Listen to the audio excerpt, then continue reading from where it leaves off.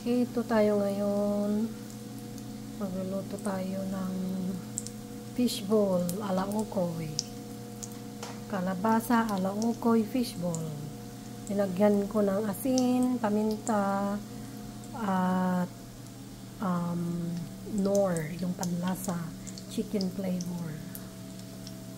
Kasi, at saka nilagyan ko ng konting harina para dumikit at saka isang itlog. Kasi pinagluto ako ng aking anak. Kaya pagdating sa school, ito na ang kanyang kakainin, sabi niya. Ayan. Masarap ito na merienda mamaya. Ayan. Siya ang naggadgad ko naman. Ano ba yun? Naggadgad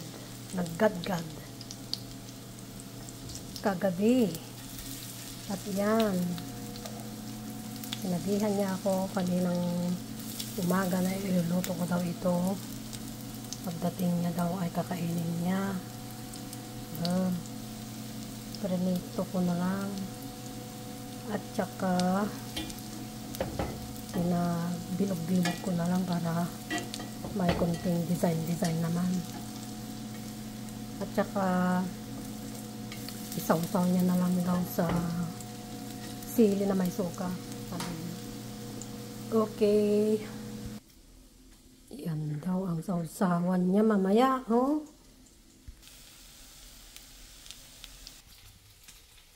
Yan, luto na po.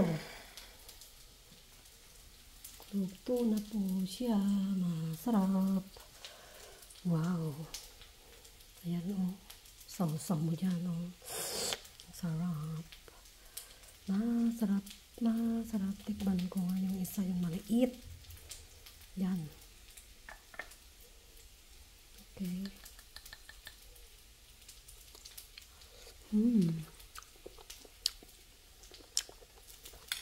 Wow. Yummy. Oh, wow. I like it.